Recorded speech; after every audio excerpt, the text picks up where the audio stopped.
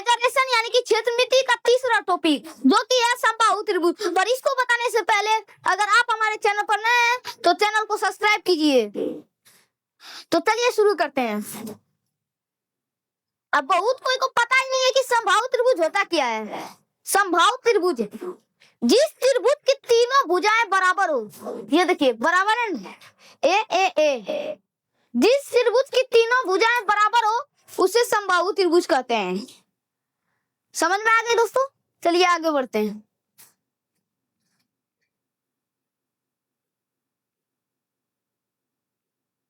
समबाहु त्रिभुज में अगर ऐसा चिन्ह कहीं आ जाए तो इसको हम लोग क्या बोलेंगे? इसको बोलेंगे त्रिभुज या डेल्टा। अब आप लोग सुंदरबन डेल्टा नहीं समझ लीजिएगा, ये मैथ का डेल्टा है, ये दूसरा डेल्टा है। समबाहु त्रिभुज में नंबर 1 AB बराबर BC बराबर CA। मैंने तो आपको बताया ही, AB बराबर BC बराबर CA। दूसरा नंबर कौन A बराबर कौन B बराबर कौन C बराबर 60 डिग्री।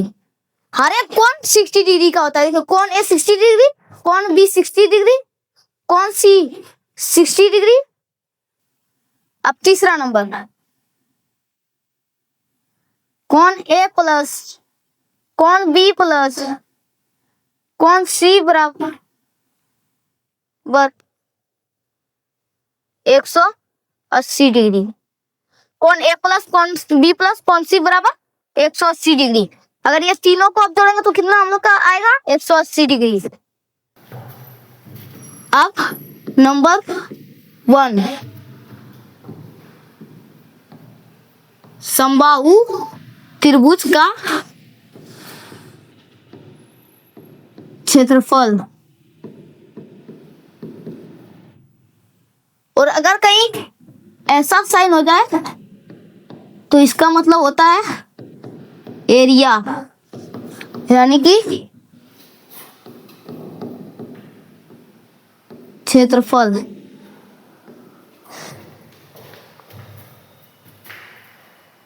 और अगर ऐसा रहेगा इसका मतलब होता है हाई बराबर H बराबर ऊंचाई।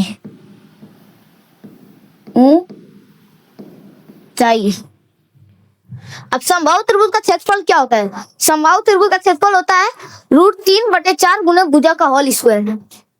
√3/4 गुना भुजा का होल स्क्वायर। अब नंबर 2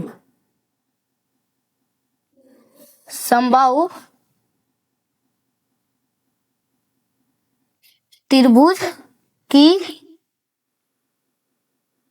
ऊंचाई। और समबाहु त्रिभुज की ऊंचाई क्या होगा दोस्तों? √3/2 गुने भुजा। √3/2 गुने भुजा। अब नंबर 3 समबाहु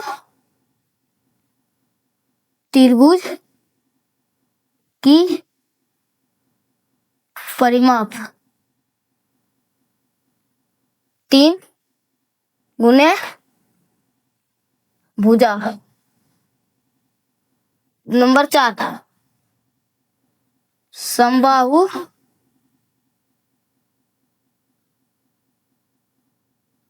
त्रिभुज की भुजा परिमाप बटे 3। इसको आप लोग कॉपी में नोट कर लीजिएगा या दिमाग में फीड कर लीजिएगा, चाहे कोई भी क्लास हो, 6, 7, 5, 4, 8, 9, 10, 11, 12 सब में ये काम आएगा। हमारा क्वेश्चन नंबर 1 है किसी समबाहु त्रिभुज की भुजा 8 मीटर है तो क्षेत्रफल तथा ऊंचाई ज्ञात करें।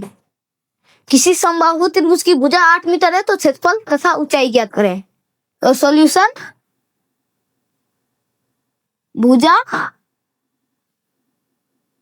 8 मीटर। तो क्षेत्रफल √3/4 गुने भुजा का होल स्क्वायर।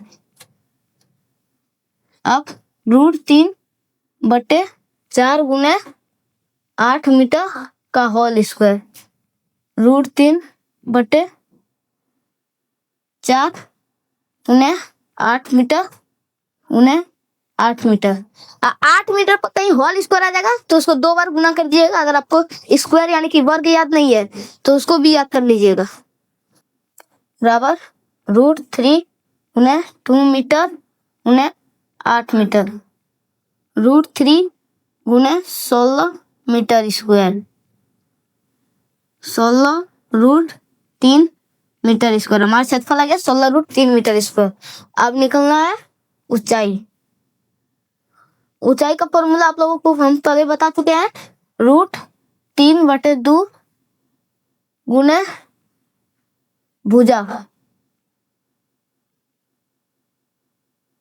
√3/2 गुने 8 मीटर। 2 से गया 4 बार में। √3 गुने 4 मीटर। 4√3 मीटर। हम लोग का ऊंचाई निकल गया 4√3 मीटर। क्वेश्चन नंबर 2, किसी समबाहु त्रिभुज की भुजा 16 मीटर है तो ऊंचाई क्या करें। सॉल्यूशन। ऊंचाई वाला फॉर्मूला हम लोग को पता होगा तो ये आराम से निकल जाएगा।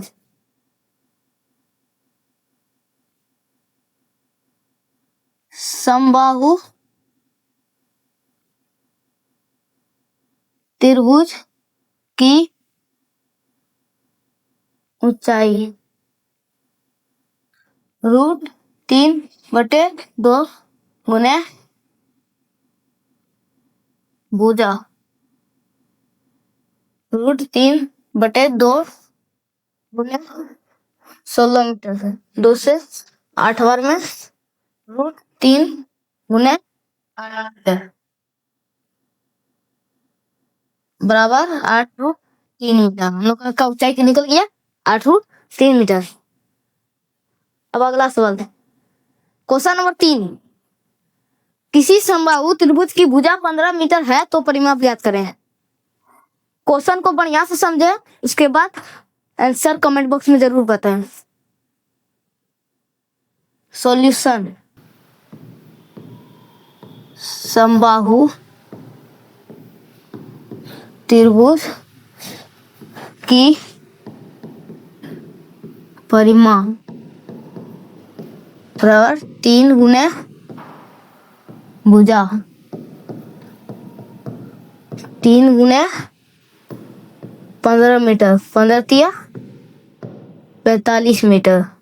आया परिमाप 45 मीटर। क्वेश्चन नंबर 4, किसी समबाहु त्रिभुज की परिमाप 27 मीटर है तो क्षेत्रफल ज्ञात करें। सॉल्यूशन। परिमाप बराबर 27 मीटर।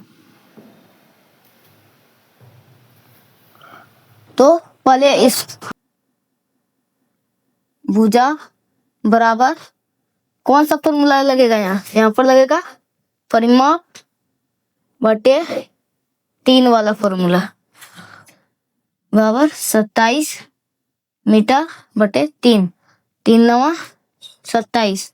9 मीटर आ गया हम लोग का भुजा। अब क्षेत्रफल ज्ञात करेंगे।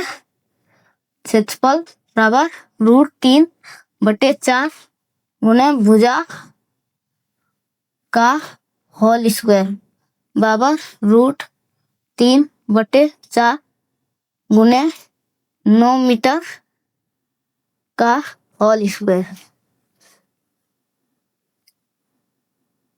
√3/4 गुने 81 मीटर स्क्वायर। बहुत कोई इसी में फंस जाता है। अगर वहां E1 के जगह पर ऑड आ जाए क्षेत्रफल निकालने के लिए तो बहुत कोई इसी में फंस जाएगा। 81 मीटर स्क्वायर। पर हम लोगों को फंसना नहीं है। 81 √3/4 मीटर स्क्वायर। ये हम लोगों का आ गया आंसर। पांचवा क्वेश्चन नंबर 5 और लास्ट सवाल। किसी समबाहु त्रिभुज की परिमाप 45 मीटर है तो ऊंचाई ज्ञात करें। सॉल्यूशन।